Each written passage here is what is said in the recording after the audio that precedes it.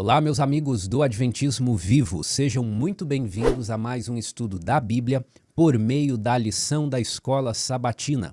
Estamos estudando a lição de número 10, cujo título é O Sinal do Sábado. E o nosso texto base de estudo desta semana é Êxodo capítulo 20, versos 8 e 11. Note o seguinte, na semana passada, na lição de número 9, o nosso texto base de estudo foi Êxodo 19 e 20. Então, a lição 10, que é a lição desta semana, está repetindo um texto de estudo que já estava contido no texto de estudo da semana passada. E qual texto é esse? Êxodo 20, versos 8 a 11, é o texto do quarto mandamento, do mandamento que ordena a observância do sábado. Ora, se esse texto já estava contido no estudo da semana passada, por que repeti-lo aqui novamente nesta semana? Porque esse é um texto ignorado pela maior parte do mundo cristão. E nós, os adventistas do sétimo dia, somos aqueles reparadores da brecha, aqueles que devem restaurar a verdade da observância sabática e precisamos nós mesmos estarmos bem instruídos acerca do que a Bíblia ensina sobre o quarto mandamento. Por isso, um estudo mais específico como o desta semana. E agora eu já quero convidá-lo a nos dirigirmos para o mapa mental. Vamos para as nossas informações iniciais do nosso estudo. Todas as informações que nós mencionarmos aqui, elas estarão na descrição do vídeo, inclusive esse mapa mental que você vê agora. Eu também quero falar sobre a série Ameaça Futurista. Deixe-me mostrar aqui, a última capa do vídeo que já foi lançado. Essa é uma série de 8 capítulos e o 8º e último capítulo já foi estreado, já foi lançado no último domingo. E o tema foi Os Períodos Proféticos de Daniel, capítulo 12. Quais períodos são esses? Os 1260 dias, os 1290 dias e os 1335 dias, que na verdade são anos literais, dias proféticos que são anos literais. Então, esse é um assunto que ainda gera muita dúvida. Eu convido a você a ir ao canal História na Profecia. O link está aqui no mapa mental, o link vai estar na descrição para você se aproveitar deste conteúdo também, que é um conteúdo muito bem preparado, é um conteúdo com muita informação. Você já sabe, mas não custa repetir, que essa série Ameaça Futurista virou um livro. Veja, eu tenho o meu exemplar aqui em mãos. E a cada semana eu estou destacando algum ponto muito interessante desse livro.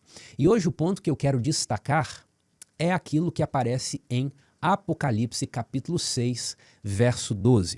Essa passagem de Apocalipse diz o seguinte: Vi quando o Cordeiro abriu o sexto selo e sobreveio grande terremoto.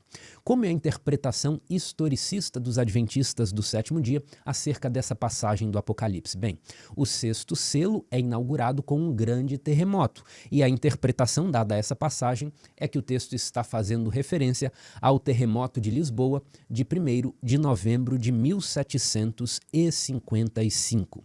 Mas muitas vezes o estudante rápido das profecias, ele passa e simplesmente decora: o grande terremoto é o terremoto de Lisboa. Mas por que assim? Qual é o raciocínio que nos leva a essa conclusão? Se antes desse evento ocorreram tantos terremotos e depois também ocorreram tantos terremotos, por que dentre essas várias opções de terremoto, o que cumpre a profecia é o terremoto de Lisboa de 1755? E aqui, estou com um livro em mãos e quero ler um trecho aqui para vocês. Na página 217, o livro A Ameaça Futurista diz assim: Acredita-se que o terremoto de Lisboa, tenha atingido cerca de 9 graus na escala Richter, tendo sido ao mesmo tempo um dos mais potentes e destruidores terremotos de toda a história. E essa informação de que foi um dos terremotos mais potentes e destruidores de toda a história não foi imaginada pelo autor. Veja a informação que ele vai citar aqui. De acordo com C.S. Oliveira, pesquisador no Instituto Superior Técnico em Lisboa, o terremoto de 1755 é considerado o maior terremoto historicamente conhecido por sua extensão e poder de destruição. Então, ele é um terremoto que atinge vários continentes, milhões de quilômetros quadrados, mas não para por aí. Eu vou passar aqui para a próxima página, porque ele comenta o seguinte: não obstante outros fortes terremotos tenham acontecido antes de 1755 e voltaram a ocorrer depois disso, tendo alguns sido extremamente devastadores, o de Lisboa é um marco singular, não somente por sua força e poder de destruição, mas também pelo momento histórico em que ocorreu.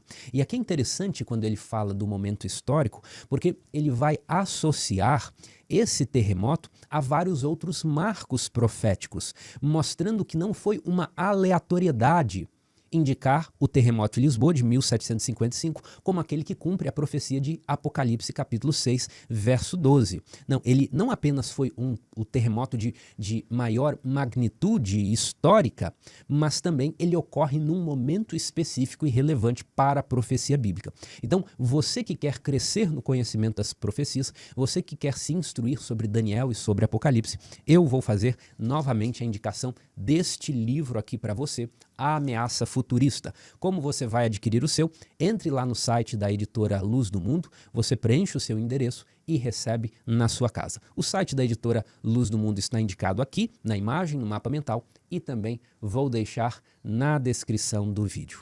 E agora então, vamos voltar para o nosso estudo da lição de número 10. E já vamos começar vendo o nosso texto-chave, Êxodo 20, versos 8 e 11.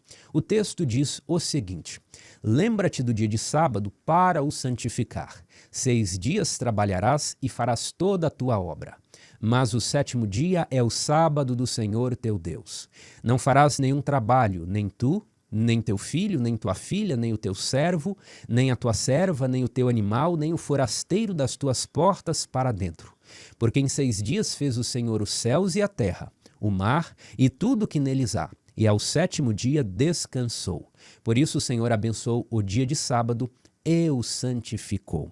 Há muitas coisas que nós podemos comentar aqui sobre o 4º mandamento, mas nós vamos nos focar naquelas que estão mais próximas da abordagem da lição.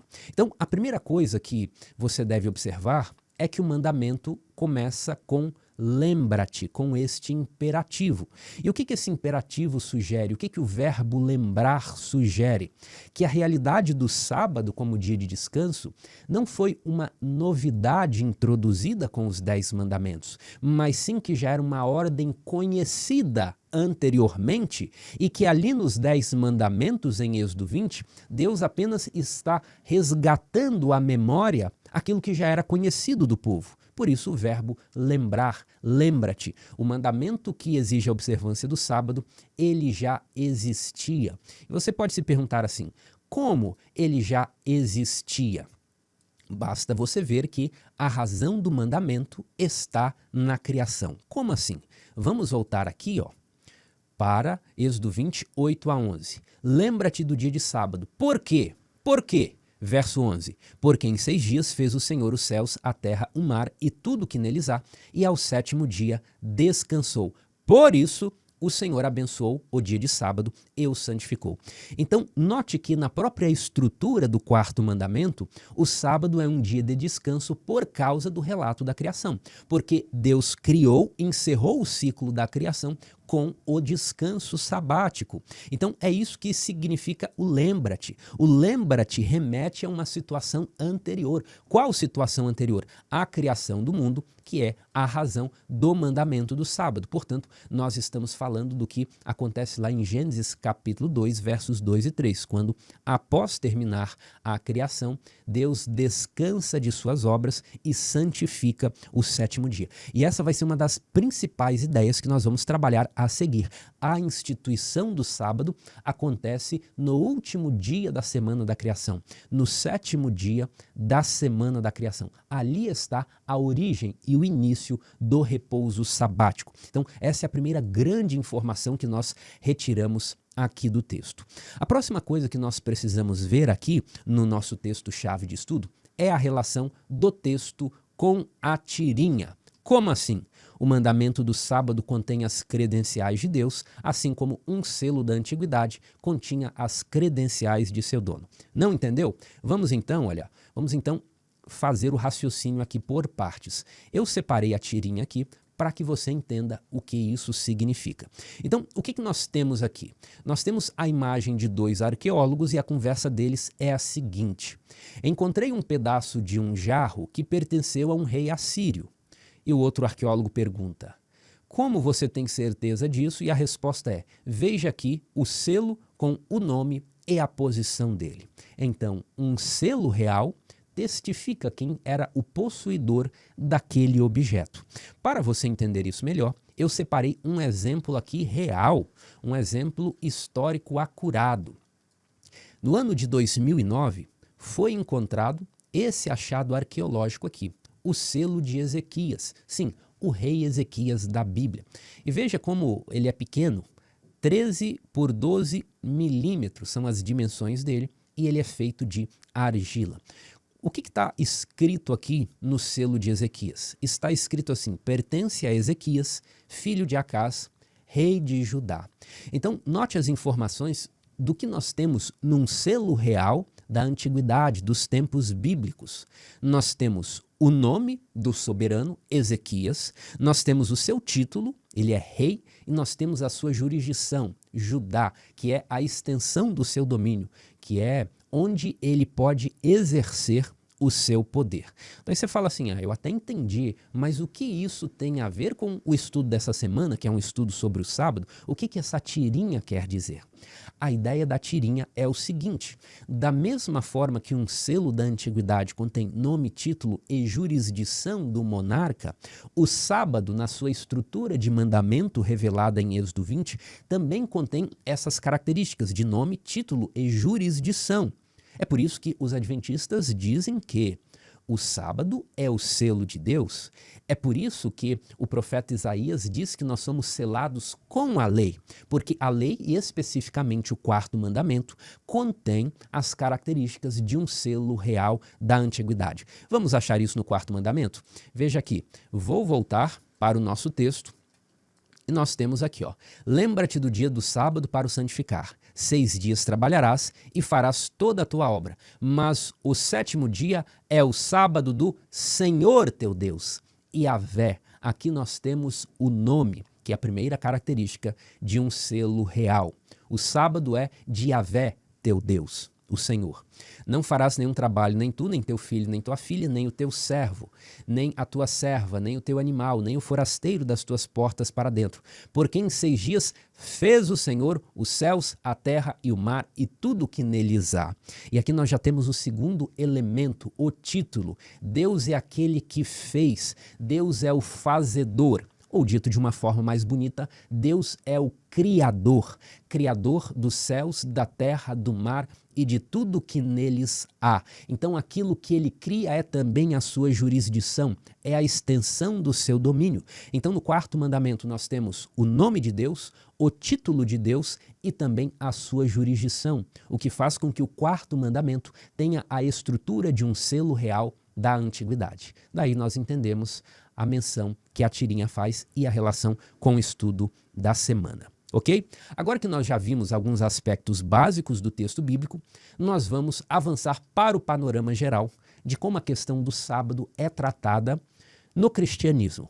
Os cristãos em geral, sejam católicos, sejam protestantes, sejam evangélicos, olham para os guardadores do sábado, sejam os adventistas do 7º dia, sejam os batistas do 7º dia, sejam outras denominações menores que também observam o sábado. Então, os demais cristãos olham para os observadores do sábado e acusam esses observadores do sábado de seguir um preceito da lei de Moisés que já foi abolida e não se aplica aos cristãos como regra de conduta. Vamos entender isso melhor. Quais são os textos que demonstram que a lei de Moisés não se aplica para os cristãos? E a partir desses textos, os críticos dos guardadores do sábado vão dizer o seguinte: olha, se a lei de Moisés não se aplica aos cristãos, e se vocês estão guardando o sábado, que é integrante da lei de Moisés, então vocês estão trazendo para os cristãos algo que eles não estão obrigados a seguir. Quais são esses textos que demonstram que a lei de Moisés não se aplica para os cristãos? Nós podemos citar Salmo 147, 19 e 20, que diz o seguinte: mostra a tua palavra a Jacó, as suas leis e os seus preceitos a Israel. Não fez assim a nenhuma outra nação. Todas ignoram os seus preceitos. Então veja, aqui está dizendo que a lei que Deus deu por meio de Moisés ao seu povo foi uma lei dada para a Israel, não para outras nações. Portanto, diriam os críticos do Adventismo, não faz sentido você pegar uma lei que Deus deu para uma nação específica e transportar essa lei para outras nações. Isso foi só para Israel. O que mais nós temos nesse argumento contra os guardadores do sábado? Gálatas 3, 23 a 25, o texto diz: Mas antes que viesse a fé, estávamos sob a tutela da lei e nela encerrados, para essa fé que do futuro haveria de revelar-se. De maneira que a lei nos serviu de aio para nos conduzir a Cristo, a fim de que fôssemos justificados pela fé. Mas tendo vindo a fé, já não permanecemos subordinados ao aio, ou seja, já não permanecemos subordinado à lei de Moisés. O que é esse aio? O aio é um preceptor, o aio é aquele que cuida e protege a criança. Então, o argumento de Paulo é o seguinte: Deus mandou essa lei apenas para proteger o povo de Israel, que era como uma criança que precisava de cuidados, até que viesse o Messias. Mas agora que o Messias já veio, não faz mais sentido manter essa lei como um preceptor para cuidar dessa criança espiritual. Agora é o tempo da maturidade. O que mais nós poderíamos acrescentar aqui? Efésios 2,15. Aboliu na sua carne a lei dos mandamentos na forma de ordenanças, para que dos dois criasse em si mesmo um novo homem fazendo a paz. Então, a lei dos mandamentos, ela foi abolida com a morte de Jesus. O texto diz isso expressamente. Poderíamos citar ainda Romanos 6, verso 14, porque o pecado não terá domínio sobre vós, pois não estáis debaixo da lei, e sim da graça. Ainda Romanos 7,6, agora, porém, libertados da lei. Paulo se considerava liberto da lei. Estamos mortos para aquilo a que estávamos sujeitos, de modo que sirvamos em novidade de espírito e não na caducidade da letra. Então, aqueles que dizem que os guardadores do sábado estão errados, geralmente se valem desses textos para falar: olha, vocês estão guardando o sábado, mas isso pertence à lei de Moisés, ela já foi abolida, nós já fomos libertados dessa lei, ou melhor, essa lei nunca se aplicou a quem não era da nação de Israel, pois Deus deu essa lei apenas para Israel. Como os adventistas geralmente reagem a esse tipo de crítica, a esse tipo de argumentação? A resposta adventista comum é a seguinte: os textos acima, esses aqui, que nós acabamos de ler, o adventista vai dizer assim: esses textos aqui, eles falam da lei cerimonial e não da lei moral. Os 10 mandamentos que contém o sábado, eles fazem parte da lei moral, mas os textos acima falam da lei cerimonial. Então, o que foi abolido, aquilo de que nós fomos libertos, isso é a lei cerimonial. A lei moral continua. Embora essa seja a resposta adventista comum, eu preciso alertar você que essa resposta não é boa. Ela é até mesmo uma resposta ruim, por vários motivos. Mas aqui eu gostaria de apresentar 2 motivos principais pelos quais você não deve lidar com essa discussão com base na distinção entre lei moral e lei cerimonial. Por quê? Número 1, porque a Bíblia não apresenta uma classificação, uma distinção entre lei moral, lei cerimonial, leis de saúde, leis sociais e outras categorias a que a teologia geralmente se refere. A Bíblia não faz essa distinção. Então, se a Bíblia não faz essa distinção, nós vamos encontrar casos em que essa distinção depende da subjetividade do intérprete. E quando nós dependemos da subjetividade do intérprete, nós não estamos em um caminho seguro. Deixe-me dar um exemplo disso para você. Vou pegar aqui esse texto de Deuteronômio 23. Olha a regra que nós encontramos aqui em Deuteronômio 23, versos 13 e 14.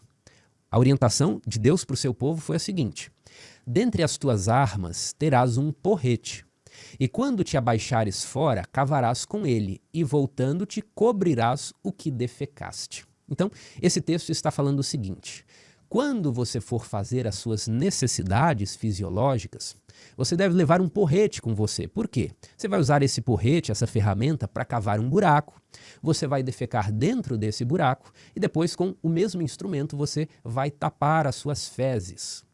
E daí, quando você lê essa orientação divina, você pode dizer assim, logo a princípio, olha, aí está na cara que é uma lei de saúde. Deus estava promovendo ali uma espécie de saneamento público já, mesmo quando o povo estava no deserto. Porém, vamos continuar a leitura aqui. Por que as fezes deveriam ser cobertas, deveriam ser enterradas? Veja a justificativa na continuação do texto. Porquanto o Senhor teu Deus anda no meio do teu acampamento para te livrar e para entregar-te os teus inimigos.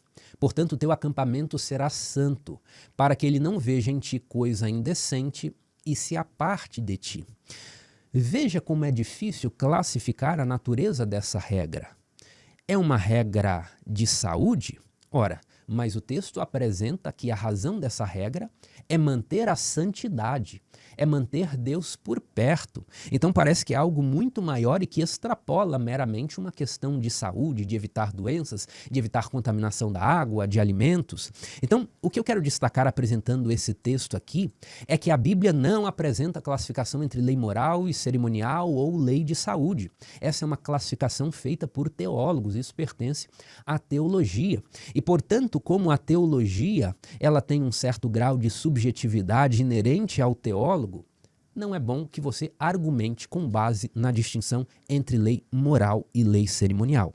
Existe ainda uma segunda razão para que você não proceda dessa forma, que é a seguinte: a Bíblia diz explicitamente que os 10 mandamentos fazem parte da antiga aliança e da lei de Moisés, que foi abolida. Sim, os 10 mandamentos fazem parte daquilo que a Bíblia chama de lei de Moisés. Essa é uma expressão bíblica. Alguns textos que demonstram isso. Vou novamente citar aqui Deuteronômio capítulo 4, verso 13. Então vos anunciou ele a sua aliança, que vos prescreveu os 10 mandamentos, e os escreveu em 2 tábuas de pedra. 1 Reis 8, 21. E nela constituí um lugar para a arca, em que estão as tábuas da aliança que o Senhor fez com nossos pais, quando os tirou da terra do Egito. Então, de uma forma assim indubitável, que não deixa dúvida nenhuma, a Bíblia explicitamente diz que os 10 mandamentos fazem parte da antiga aliança. E a Bíblia também diz que a antiga aliança ela foi abolida. Nós temos vários textos aqui que os opositores do adventismo usam na tentativa de atacar os guardadores do sábado. Ora, então se a Bíblia diz que a antiga aliança, que a lei foi abolida, e se nós não devemos basear a nossa reação a esse assunto, fazendo uma distinção entre lei cerimonial, lei moral, leis de saúde, leis sociais, como então nós vamos lidar com essa questão? Foi o que eu separei aqui abaixo. Qual seria a resposta adventista ideal? A resposta adventista ideal é reconhecer que a antiga aliança, também chamada de lei de Moisés, aquilo que nós estudamos na semana passada, o concerto que Deus faz com o povo de Israel depois que eles saem do Egito, a resposta ideal adventista é reconhecer que essa antiga aliança, a lei de Moisés, foi uma realidade temporária e particular para o povo de Israel. E essa realidade temporária e particular, ela coexistiu com a nova e eterna aliança. Essa sim, é perpétua e abrangente para toda a humanidade. E daí alguém poderia me rebater dizendo assim, ora, ao oferecer essa resposta como ideal, você não está incidindo no mesmo erro que você criticou anteriormente, que é o erro de se basear numa proposta teológica? E a resposta é não. Isso aqui não é uma formulação teológica minha ou de algum outro teólogo. Essa é uma proposta que aparece explicada pelo próprio Paulo na Bíblia. Vamos ler aqui, por exemplo, Gálatas, capítulo 3, versos 17 e 18. O texto diz assim, e digo isso, uma aliança já anteriormente confirmada por Deus, a lei, que veio 430 anos depois, não a pode abrogar de forma que venha a desfazer a promessa. Olha o que Paulo está dizendo aqui. A lei de Moisés, que veio 430 anos depois da aliança de Deus com Abraão, ela não abole a aliança anterior. Ou seja, há duas realidades que coexistem juntas. A realidade da aliança da promessa feita a Abraão e a outra realidade, que é a realidade da aliança e da lei mosaica que Deus faz com Israel. Uma não anula a outra, elas coexistem. Vamos ler novamente o texto? Uma aliança já anteriormente confirmada por Deus, a lei que veio 430 anos depois, não a pode abrogar, de forma que venha a desfazer a promessa. Então, outra coisa que nós retiramos daqui, de Deus fazer aliança, a antiga aliança com o povo de Israel, depois do êxodo do Egito, já existia outra aliança. É isso que o texto está dizendo. Olha aqui, uma aliança já anteriormente confirmada, a lei que veio 430 anos depois, não a pode abrogar. Então, primeiro existia uma aliança e depois Deus faz outra aliança. Essa segunda aliança, que é a lei de Moisés, que é a antiga aliança, não anula essa aliança anterior. É por isso que o grande ponto para o qual eu quero chamar a sua atenção é este aqui, ó. Nós precisamos entender que a antiga aliança ou a lei de Moisés foi uma realidade temporária e particular para o povo de Israel. E essa realidade temporária e particular do povo de Israel coexiste com a nova e eterna aliança, que é uma aliança perpétua, que é uma aliança que abrange toda a humanidade. Essa é a ideia principal que você precisa captar para saber como se posicionar contra os ataques que os críticos dos guardadores do sábado, contra os ataques que esses críticos fazem. E talvez você pode dizer assim, olha, eu achei um pouco difícil de compreender essa ideia. Você pode facilitar para mim? Sim, eu vou desenhar isso aqui para ficar bem fácil de entender. Veja aqui o gráfico, as informações esquematizadas aqui na forma de desenho. Veja essa imagem. Nós temos dois arcos, duas alianças. E aqui embaixo nós temos novamente o texto de Gálatas, capítulo 3. Vamos ler outra vez? Digo isso, uma aliança anteriormente confirmada por Deus. Então aqui, ó, Paulo está falando da aliança que já existia antes da lei de Moisés, representada aqui pela cor azul. Uma aliança já anteriormente confirmada por Deus, a lei, veja aqui, ó, a tábua dos 10 mandamentos. A lei que veio 430 anos depois não a pode abrogar de forma que venha a desfazer a promessa. Então agora com o desenho fica fácil entender. Deus já possuía uma aliança com a humanidade por meio de Abraão, por meio de Noé, por meio de outros personagens com os quais ele reafirmou essa aliança. E essa aliança que existia antes da lei de Moisés, a existência da lei não a pode revogar. Se a existência da lei não pode revogar essa aliança que já existia antes, então nós temos que a aliança do Sinai, a lei de Moisés, coincide com um outro tipo de aliança mais antiga, que é chamada de a eterna aliança.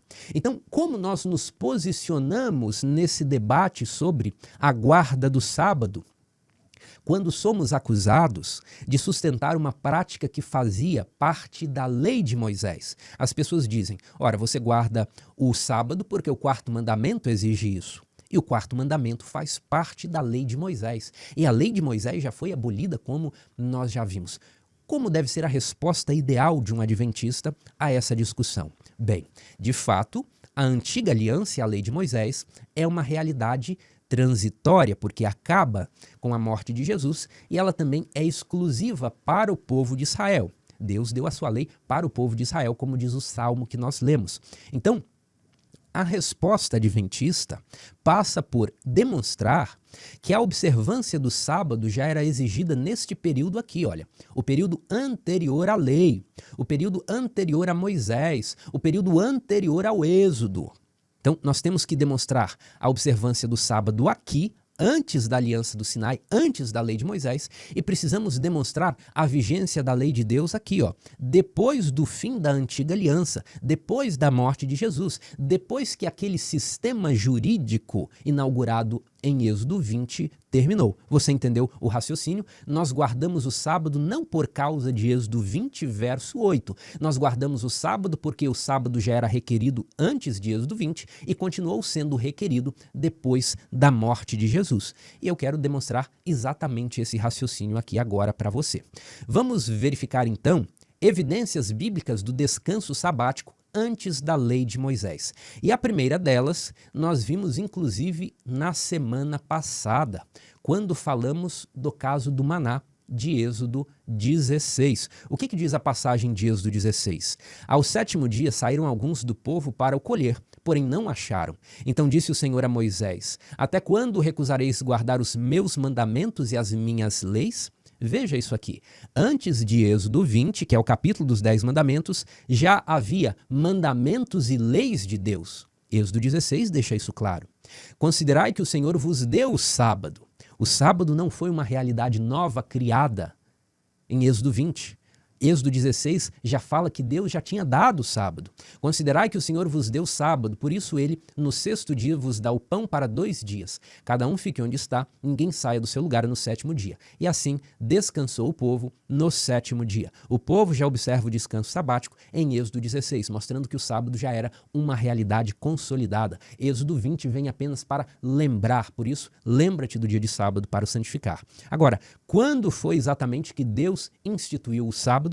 A passagem por excelência. A principal passagem que nós precisamos destacar é Êxodo capítulo 2, 2 a 3, a passagem da semana da criação, que diz assim: E havendo Deus terminado no dia 7º a sua obra que fizera, descansou nesse dia de toda a sua obra que tinha feito, e abençoou Deus o 7º dia e o santificou, porque nele descansou de toda a obra que como Criador fizera.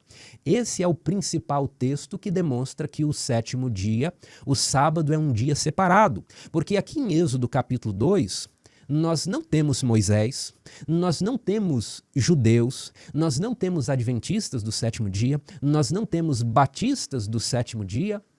Em Gênesis 2 nós temos quem? Adão e Eva, os pais da humanidade. O que demonstra que o sábado foi dado para toda a humanidade em Adão e Eva, e não apenas para judeus ou cristãos sabatistas. Esse é o texto principal.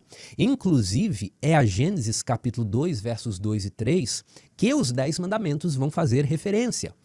Como eu tinha dito lá no início, qual é a razão do 4º mandamento? Êxodo 20, verso 11 responde: Porque em 6 dias fez o Senhor os céus e a terra, o mar e tudo que neles há, e ao 7º dia descansou. Por quê? Por isso que, por ter descansado no 7º dia da semana da criação, por isso o Senhor abençoou o dia de sábado e o santificou. Então, essa santidade que faz com que o sábado seja um dia apartado, um dia diferente, essa santidade foi conferida ao sábado na semana da criação e não em Êxodo 20. Então, note esse raciocínio. Nós não dependemos da lei de Moisés para justificar a guarda do sábado. A guarda do sábado foi definida antes da lei de Moisés. Foi definida lá no Éden, quando existiam apenas os pais de toda a humanidade.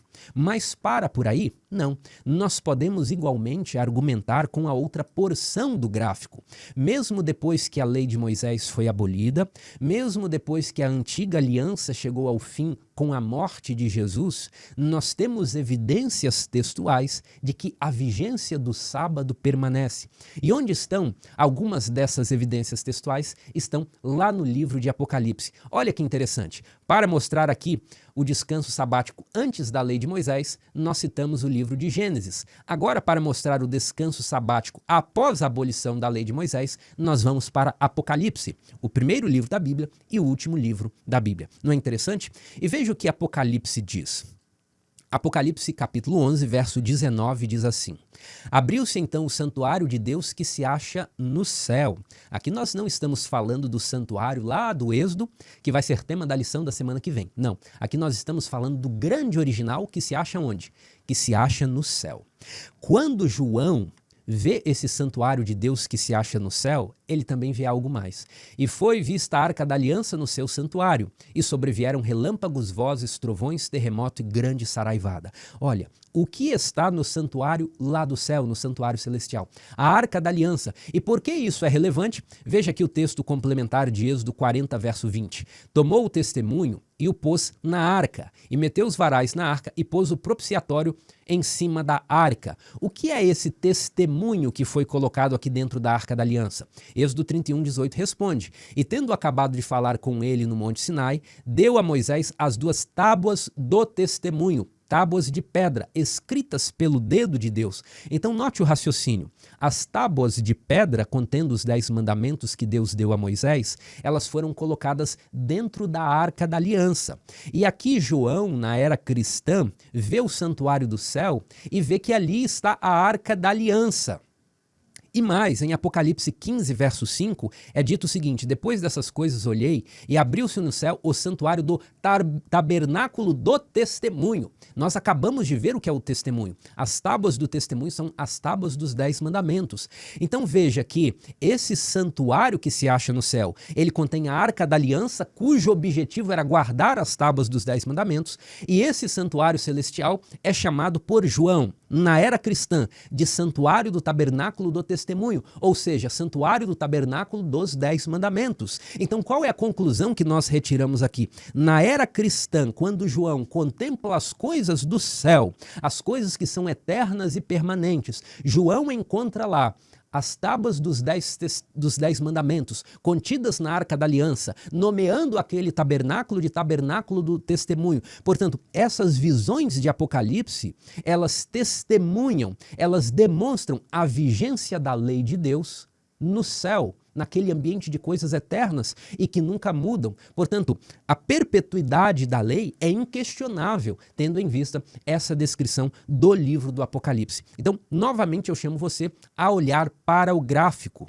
Quando nós, guardadores do sábado, queremos demonstrar a perpetuidade da lei de Deus, nós não vamos apelar para a antiga aliança. Nós vamos apelar para a santidade do sábado que existia antes da lei de Moisés e que a Bíblia diz existir depois da lei de Moisés. Essa seria a resposta ideal adventista nesta questão da crítica do embate com aqueles que não são guardadores do sábado e dizem que nós estamos tentando manter observâncias da lei de Moisés. Não, nós estamos mantendo observâncias da nova e eterna aliança de Deus. Você gostou dessa abordagem? Se você quiser se aprofundar nela, aqui no canal Adventismo Vivo, nós temos essa playlist aqui apresentada pelo meu irmão, pelo Tiago. O nome dessa playlist é Teologia das Alianças. Aqui existem 3 vídeos: Teologia das Alianças parte 1, parte 2, Ellen White, a lei, a graça e os concertos, como pensava Ellen White sobre a questão das alianças, antiga aliança, nova e eterna aliança. Então, são 5 horas de um conteúdo que está mastigado, que está explicado nos mínimos detalhes para você ter ainda mais segurança em entender essa estrutura aqui, de antiga e nova aliança que coexistiram durante um período. Vou deixar o link aqui na descrição do vídeo para quem quiser se aprofundar. Visto isso, agora nós vamos passar para abordar rapidamente os dias da semana. A parte de domingo, qual é a ideia acerca do tema do sábado que ela traz? A parte de domingo vai trabalhar o sábado como um símbolo do relacionamento de Deus com a humanidade. Porém, a lição deixou isso um tanto vago. Como assim? O sábado é um símbolo do relacionamento de Deus com a humanidade. Ora, é com toda a humanidade, mas a lição citou apenas textos que mostram que o sábado é um sinal entre o povo de Israel e Deus. Onde eu vejo o sábado como símbolo do relacionamento de Deus com a humanidade? E eu separei aqui um texto de Isaías 56. Esse texto é muito importante para nós consolidarmos a ideia da lição do sábado como símbolo de relacionamento, porque Isaías 56 vai falar da vocação dos gentios, ou seja, os gentios sendo chamados para integrar a aliança de Deus também. Veja o que diz esse texto. Aos estrangeiros, então veja, se são os estrangeiros, não são os israelitas, não é? São gentios. Aos estrangeiros que se chegam ao Senhor para o servirem e para amarem o nome do Senhor, sendo deste modo servos seus, sim, todos que guardam o sábado, não o profanando, e abraçam a minha aliança. Olha que interessante, de que maneira aqueles que são estrangeiros e gentios se tornariam o povo de Deus? Guardando o sábado e abraçando a aliança. Guardar o sábado é abraçar a aliança. E o texto continua: também os levarei ao meu santo monte e os alegrarei na minha casa de oração. Os seus holocaustos e os seus sacrifícios serão aceitos no meu altar, porque a minha casa será chamada casa de oração para todos os povos. Agora veja como o verso 8 arremata a ideia. Assim diz o Senhor Deus, que congrega os dispersos de Israel. Ainda congregarei outros aos que já se acham reunidos. E aqui é muito bonito, porque Deus tinha elegido Israel, mas havia todo um restante do mundo que precisava se tornar povo de Deus também. Como Deus congregaria? Qual seria a marca dessa congregação de todos os povos para servirem a Deus? Guardando o sábado. E pela guarda do sábado, eles abraçariam a aliança. Então veja que embora Deus tenha dado os 10 mandamentos e a lei de Moisés especificamente para Israel. O seu propósito é que, por meio da guarda do sábado, essa aliança se ampliasse para todos os estrangeiros, para todas as pessoas de boa vontade que desejavam guardar a Deus. Então, o Isaías 56 é o texto por excelência para nós embasarmos essa ideia aqui da lição de domingo, de que o sábado é um símbolo do relacionamento de Deus com a humanidade. Vamos para a segunda-feira agora. A segunda-feira, ela também vai usar essa ideia de sábado como símbolo e como um sinal. Porém, ela vai estreitar um pouco o assunto. Como assim? A lição de segunda-feira diz: Deus afirmou que o sábado é um sinal de que ele é o único que pode nos santificar e o único que pode nos transformar. E a lição faz essa afirmação baseada aqui em Êxodo 31, verso 13, que diz o seguinte: Tu, pois, falarás aos filhos de Israel e lhes dirás: Certamente guardareis os meus sábados, pois é sinal entre mim e vós nas vossas gerações, para que saibais que eu sou o Senhor que vos santifica. E quando nós trabalhamos essa ideia de sábado como um sinal de algo que nos traz santificação, isso nos conduz a uma pergunta prática, porque aqui não basta o conhecimento teórico da passagem dessa ideia, nós precisamos responder essa questão aqui. Na prática, como a observância do sábado promove a santificação?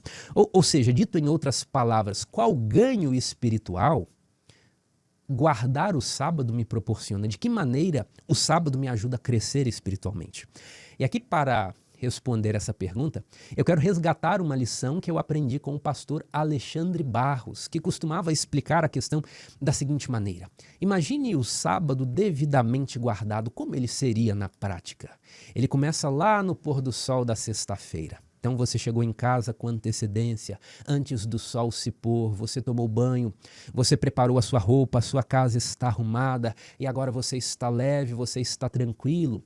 Você começa a cantar, depois se reúne com sua família ou já reunido com sua família cantando, inicia o culto e ali no culto você agradece pelas bênçãos da semana, você se reconcilia com Deus, pede o perdão dos seus pecados e logo em seguida depois vem a refeição da sexta-feira à noite, do sábado que já começou, e ali você tem bons momentos com sua família, quem sabe com alguns amigos, e você vai dormir relaxado, você dorme cedo, e no outro dia, no sábado de manhã, você acorda cedo.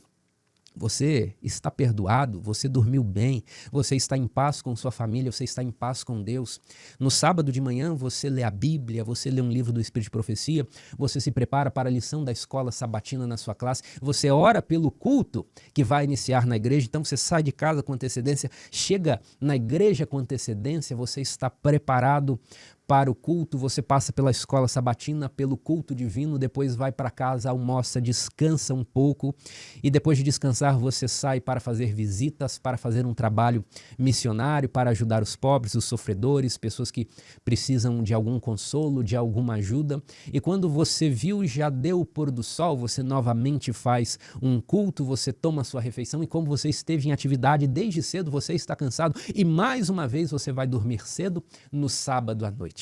E o pastor que me ensinou isso, ele arrematava assim: e aí, seguindo todo esse cronograma, seguindo todas essas ações, cadê o tempo para pecar? Cadê a oportunidade para pecar? Não aconteceu, porque você esteve todos os momentos do sábado envolvido na contemplação de Deus, no auxílio dos seus semelhantes, não houve tempo nem oportunidade para pecar. A devida guarda do sábado, então, nos proporciona santificação, na medida que cria um dia e um tempo propício para nós não pecarmos, não só deixarmos de pecar por não termos oportunidade e incentivo ao pecado, como também um tempo em que nós passamos contemplando as coisas de Deus e nos importando com os assuntos dos outros e não com os nossos. Veja, isso é santificação na prática, isso é crescimento espiritual na prática.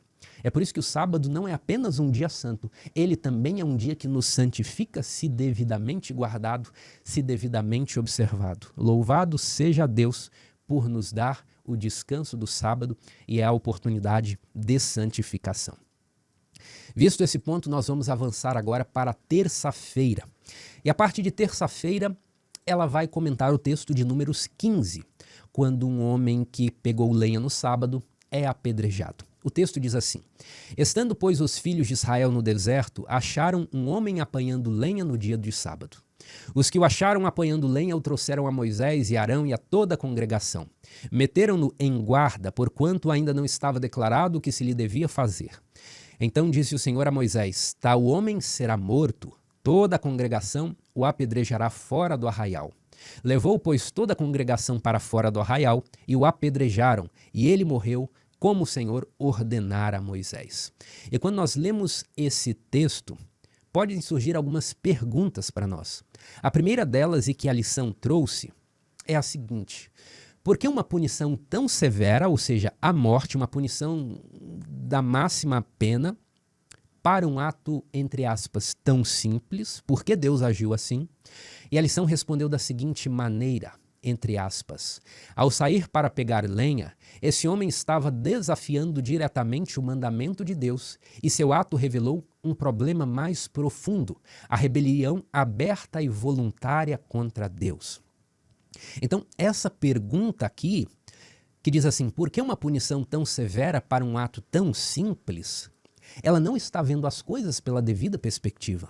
O ato não é tão simples. O ato é de rebelião contra Deus, pois Deus falou explicitamente que não era para fazer aquilo no sábado. E por que é importante a lição destacar isso? Porque muitas vezes os críticos dos guardadores do sábado, eles desenvolvem esse raciocínio aqui. Ah, mas você quer dizer então que existe alguma coisa má em trabalhar no sábado? Uma pessoa que está tentando o seu ganha-pão para a sua família, isso é mal? Isso é pecado? Elas estão raciocinando com base nessa lógica aqui. Porque uma punição tão severa para um ato, entre aspas, tão simples, a questão é que não é um ato tão simples. É contrariar e se rebelar contra a vontade expressa de Deus. E esse é o princípio da rebelião que vai contaminar toda a religião de uma pessoa. Se ela pode se rebelar contra algo cuja importância ela não entende, por que não se rebelar também contra outras coisas que parecem de pouco valor aos seus olhos? Veja que o ponto aqui é o seguinte: eu confio mais na minha inteligência para interpretar o que é importante e o que não é, do que no assim diz o Senhor, do que no diz a palavra de Deus. Mas se há algo que a gente vê por toda a Bíblia é: não confie, não te estribes no teu próprio entendimento. Utilize o que Deus disse. Porque se você depender dos seus sentimentos, da sua interpretação, do que você acha, você vai cair em erro, porque seu coração é enganoso. Então, não raciocine com base na sua própria inteligência. Raciocine com base no que diz o Senhor. O homem foi apedrejado porque praticou um ato de rebelião contra Deus. Não porque fez algo desimportante que Moisés achou grave demais e achou que deveria dar uma punição exemplar. Não. A punição foi decretada pelo próprio Deus. Existe uma segunda questão que esse episódio de Números 15 suscita, que é a questão que pergunta assim: de que maneira esse relato está relacionado com nossa experiência atual de observância do sábado? E esse ponto aqui é muito interessante. Num primeiro momento você pode achar isso sem importância, mas há uma íntima relação entre Números 15 e a nossa moderna experiência de observância do sábado. Por quê? A lição comentou o seguinte: ao sair para pegar lenha, aquele homem estava, na verdade, rejeitando a provisão de Deus. E por que a lição diz isso? Porque a lenha vai servir para duas coisas: ou para aquecer na hora do frio, ou para preparar alimento. Ora, para aquecer, Deus já provia uma coluna de nuvem. E o alimento Deus deu em dobro na sexta-feira. O alimento não precisava ser cozido. Ele podia ser cozido, mas não precisava. Ele podia ser comido tal qual era coletado. Então, as necessidades que o fogo e a lenha poderiam prover, Deus já tinha provido com antecedência. Portanto, quando aquele homem insiste em pegar lenha, ele estava rejeitando a provisão de Deus. E o que isso tem a ver com a nossa experiência religiosa moderna? E aqui eu vou extrapolar a questão do sábado e vou falar também da questão do dízimo. Tanto o descanso sabático quanto o dízimo, eles tocam no mesmo ponto. Será que eu posso confiar totalmente em Deus para me sustentar ou não posso? Ou Deus sustenta assim, eu sei que Ele me sustenta, mas eu acho que Ele me sustenta uns 60%, os outros 40% é fruto do meu trabalho. Não, Deus me sustenta uns 70%, o resto é responsabilidade minha. Então, tanto o dízimo quanto o sábado, eles põem em evidência exatamente essa questão. Eu posso confiar totalmente em Deus para me sustentar ou não? Se eu respondo que não, então eu vou falar o seguinte: eu tenho que trabalhar no sábado, porque se eu não trabalhar, eu também não vou comer. Eu não vou dar o dízimo porque eu preciso guardar esse valor para o sustento da minha família. O ponto do dízimo e do sábado é um só. Posso confiar totalmente em Deus para me sustentar ou não? Se eu recusar o trabalho no sábado, se eu devolver meu dízimo, eu vou passar fome ou não? Eu vou me ver em apertos ou não? Deus vai me sustentar ou não? Eu posso fazer prova de Deus ou não? Esse é o ponto em comum do mandamento do sábado e também do dízimo. A providência de Deus é suficiente? O homem que coletou a lenha achava que a providência de Deus não era suficiente e que, portanto, ele deveria fazer alguma coisa além do que Deus pedira. E essa é exatamente a provação que os cristãos modernos enfrentam, é exatamente a mesma provação. Eu vou continuar trabalhando no sábado ou não? Eu creio que Deus vai me sustentar se eu parar de trabalhar no sábado ou não? Em última análise, a providência de Deus é completa e confiável ou não? Então veja que a experiência de Números 15 é também a experiência dos cristãos modernos. É Deus chamando você a dar um salto de fé e confiar que é Ele que cuida de você, mesmo quando você não trabalha. Essa é a beleza do mandamento do sábado. Deus provê mesmo quando eu não trabalho, porque Ele é o dono e Ele é o criador de todas as coisas. Avançando agora, nós vamos para a parte de quarta e quinta-feira. Quarta e quinta-feira, elas desenvolvem a mesma ideia. É lícito no sábado fazer o bem. A parte de quarta-feira diz o seguinte: como Jesus reformulou o sábado, afastando-o da rigidez e do peso que haviam colocado sobre esse mandamento, a parte de quarta-feira levanta essa ideia, e a parte de quinta-feira igualmente propõe a mesma ideia, dizendo o seguinte: séculos depois do cativeiro babilônico, e já no tempo de Jesus, os fariseus haviam estabelecido regras bastante detalhadas para garantir que o sábado fosse rigorosamente guardado, o que gerou muitos conflitos entre Jesus e os líderes religiosos. Então, eu quero chamar a você a ter uma ideia bem clara do que a lição está falando quando diz que Jesus reformulou a guarda do sábado, afastando a rigidez e o peso que haviam colocado sobre o mandamento, e também aqui que os fariseus haviam estabelecido regras bastante detalhadas para garantir que o sábado fosse rigorosamente guardado. Vamos entender o que isso historicamente significa. E para entender isso, você tem que saber o que era a tradição dos anciãos, ou mandamentos criados por homens, que não eram mandamentos de Deus, contra os quais Jesus se opôs. E para entender isso, nós vamos falar um pouquinho do que é a Mishnah. A Mishnah é a primeira compilação escrita da lei oral judaica, como se fosse um extenso manual de instruções que explica como aplicar as leis da Torá escrita na vida prática. Então, o que estava acontecendo nos dias de Jesus? Havia a lei de Deus, a lei de Moisés, e como complemento a ela, os rabinos, os mestres, criaram uma outra sequência de leis e regras para dizer como a lei de Moisés, a lei de Deus, deveria ser observada, entendeu? Então, havia o sistema divino e havia o sistema humano que tinha a pretensão de explicar como o sistema divino deveria ser observado. É isso que você precisa entender para compreender melhor as passagens em que Jesus diverge dos líderes religiosos sobre a observância do sábado. O que os nossos irmãos evangélicos que querem criticar o adventismo fazem? Eles ignoram essa distinção entre mandamentos de homens e mandamentos de Deus e dizem que Jesus violava o sábado propositalmente para mostrar que o sábado era uma coisa judaica que tinha ficado para trás. É isso que os críticos do adventismo fazem. Mas quando nós entendemos o que era a tradição dos anciãos, a Mishnah, o Talmud, nós vemos que o que Jesus estava rejeitando era, na verdade, mandamentos humanos, a tradição dos anciãos. Eu quero dar alguns exemplos disso. Aqui eu separei um trecho da Mishnah Shabá, capítulo 7, parte 2, que contém os seguintes tipos de trabalho que não poderiam ser feitos no sábado. Então, o que diz a tradição oral dos anciãos? As categorias principais de trabalho são 40 menos uma, ou seja, 39. E aqui ele começa a enumerar. O que você não pode fazer no sábado que é trabalho? Semear, arar, colher, amontoar, debulhar, joeirar. Então, Repare aqui que na lição de quinta-feira e na lição de sexta-feira, a lição vai fazer referência a Mateus capítulo 12, quando num dia de sábado, os discípulos de Jesus entram numa seara e colhem espigas para si. Qual que é a interpretação judaica desse ato? Ora, vocês estão violando uma das atividades listadas no Mishnah Shabá, número 7, que é a atividade de colher, de debulhar. Vocês estão praticando um trabalho que é vedado no sábado. De onde então vem a crítica para o que os discípulos fizeram? Vem dessa tradição dos anciãos aqui. Vem de mandamentos humanos, não de mandamentos de Deus. Essa lista aqui não foi Deus que deu. Essa lista foi criada pelos teólogos judaicos, pelos rabis, pelos mestres. O que mais diz a Mishnah? Ela também estabelece a quantidade máxima permitida para ser transportada no sábado. Então, por exemplo, qual é a quantidade de palha que eu posso transportar no sábado de acordo com a Mishnah? É a quantidade que cabe na boca de uma vaca.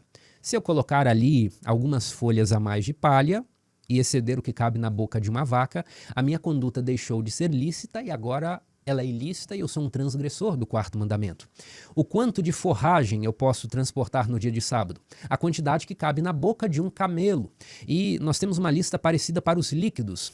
O quanto de vinho eu posso carregar no dia de sábado? A quantidade suficiente para mistura em um copo. O quanto de leite eu posso carregar no dia de sábado? A quantidade de um gole. O quanto de mel eu posso carregar? A quantidade suficiente para aplicar em uma ferida. Novamente eu repito aqui. Esses são mandamentos de homens. Em todos os casos de confronto de Jesus com os líderes judaicos, o que Jesus está fazendo é separando o que era tradição dos anciãos, o que era mandamento humano, do que era lei de Deus, do que era mandamento de Deus. Então, não confunda, como fazem os críticos do adventismo, dizendo que Jesus violava propositalmente o sábado. O que Jesus estava querendo mostrar é que o homem está sujeito à vontade de Deus e não a encargos criados por outros homens para deixar a vida pesada, a vida difícil. Essa aqui, nós podemos tirar desse ponto aqui uma lição sobre espiritualidade geral. Deus não quer se relacionar com você na base da lista, na base do checklist, na base de, olha, eu fiz isso, então vou marcar aqui na minha listinha, agradei a Deus, deixei de fazer isso, então eu vou colocar aqui na minha listinha para fazer, porque eu sou um cumpridor de regras, um cumpridor de listinhas, um marcador de checklists. Não é assim que Deus quer se relacionar. Esse é o relacionamento que parece um relacionamento de funcionário e patrão. Um relacionamento marcado por um contrato de trabalho em que tem que chegar 8 horas. Chegou 8 horas e 4 minutos, então esses 4 minutos de atraso vão para o banco de horas e depois vão ter que ser compensados. Esse é um relacionamento frio, mecânico. Deus não quer se relacionar com base de lista com você. Deus quer com você um relacionamento de pai e filho. O filho, quando vai ajudar o pai, ele não se importa se está antes do horário, se está depois do horário, porque ele faz não pelo salário, ele faz por amor, ele faz não para cumprir a lista, ele faz por dever moral, faz porque entende que deve honrar o pai. Assim, a sua motivação, o seu modo de se relacionar com Deus, não é um modo de se relacionar com Deus com base em listas, com base em checklists, mas você se relaciona com Deus com base na gratidão. Ele me salvou, Ele morreu por mim, Ele me resgatou do lodaçal do pecado e agora eu entrego toda a minha vida, custe o que custar, porque eu fui alcançado pelo seu amor e agora também eu amo em retribuição. É esse o tipo de relacionamento que Deus espera. Esse é um perigo para nós hoje esquecermos que Deus quer se relacionar conosco como pais e filhos e repetirmos o mesmo erro dos judeus do primeiro século e buscarmos um relacionamento com Deus com base na listinha. Note o seguinte, o erro dos judeus estava num extremo de criar regras que Deus não havia instituído para a observância do sábado. Esse era um extremo. Agora, nós, cristãos modernos, talvez o nosso erro esteja em outro extremo. Para os judeus, tudo era proibido, nada se podia fazer. O sábado era um dia engessado, tedioso. Erravam em um extremo. E talvez nós estejamos errando em outro extremo, a olhar para o sábado e quase torná-lo um dia comum. Eu só não vou trabalhar, mas todas as outras coisas que me aprazem, que me trazem prazer, eu vou fazer. Tudo é permitido, eu vou levar o sábado de qualquer forma. Basta não trabalhar. Esse também é um erro em outro extremo. Como então encontraremos a linha certa, o norte certo para a observância do sábado? Veja esse texto aqui, talvez seja um dos textos principais da Bíblia sobre o sábado. Isaías 58, versos 13 e 14. O que Deus está nos orientando aqui, ele diz assim: se desviares o pé de profanar o sábado e de cuidar dos teus próprios interesses no meu santo dia, se chamares ao sábado deleitoso e santo dia do Senhor, digno de honra, e o honrares não seguindo os teus caminhos, não pretendendo fazer a tua própria vontade, nem falando palavras vãs, então te deleitarás no Senhor, e eu te farei cavalgar sobre os altos da terra, e te sustentarei com a herança de Jacó teu pai, porque a boca do Senhor o disse. Nós vemos aqui que o sábado não é dia de cuidar dos nossos próprios interesses. Pode ser que os seus interesses não sejam os interesses do seu trabalho comum. Por exemplo, eu posso deixar o sábado à tarde para lavar o meu carro. Eu não trabalho lavando carro a semana toda, meu trabalho é outro, então no sábado eu vou lavar carro porque eu não vou estar trabalhando. Mas é um interesse seu.